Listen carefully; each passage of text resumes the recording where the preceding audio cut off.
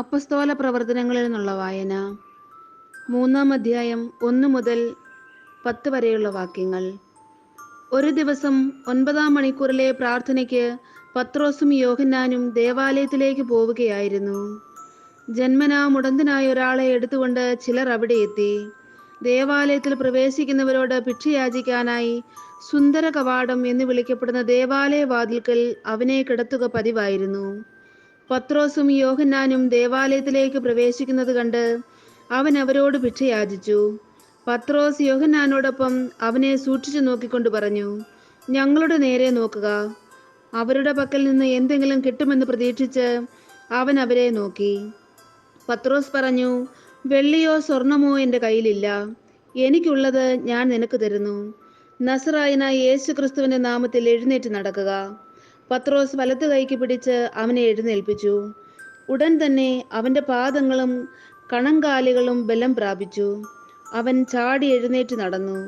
നടന്നും കുതിച്ചു ചാടിയും ദൈവത്തെ സ്തുതിച്ചും കൊണ്ട് അവൻ അവരോടൊപ്പം ദേവാലയത്തിൽ പ്രവേശിച്ചു. അവൻ നടക്കുന്നതും ദൈവത്തെ സ്തുതിക്കുന്നതും ജനമെല്ലാം കണ്ടു. ദേവാലയത്തിൻ്റെ സുന്ദര കവാടത്തിങ്കിൽ ഭിക്ഷയാചിച്ചു കൊണ്ടിരിക്കുന്നവനാണ് അവനെന്ന് മനസ്സിലാക്കി അവന് സംഭവിച്ച കാര്യത്തെക്കുറിച്ച് അവർ അത്ഭുത സ്തബ്ധരായി. നമ്മുടെ കർത്താവായ മിശിഹായ്ക്ക് സ്തുതി. വിശുദ്ധ യോഹന്നാൻ എഴുതിയ സുവിശേഷം 16-ാം അധ്യായം 19 മുതൽ 24 വരെയുള്ള തിരുവചനങ്ങൾ. ഇക്കാര്യം അവർ തന്നോട് ചോദിക്കാൻ ആഗ്രഹിക്കുന്നു എന്ന് മനസ്സിലാക്കി യേശു പറഞ്ഞു, അല്പസമയം കഴിഞ്ഞാൽ നിങ്ങൾ എന്നെ കാണുകയില്ല. വീണ്ടും അല്പസമയം കഴിഞ്ഞാൽ നിങ്ങൾ എന്നെ കാണുമെന്ന് ഞാൻ പറഞ്ഞതിനെപ്പറ്റി നിങ്ങൾ പരസ്പരം ചോദിക്കുന്നുവോ? സത്യം സത്യമായി ഞാൻ നിങ്ങളോട് പറയുന്നു, നിങ്ങൾ കരയുകയും വിലപിക്കുകയും ചെയ്യും, എന്നാൽ ലോകം സന്തോഷിക്കും.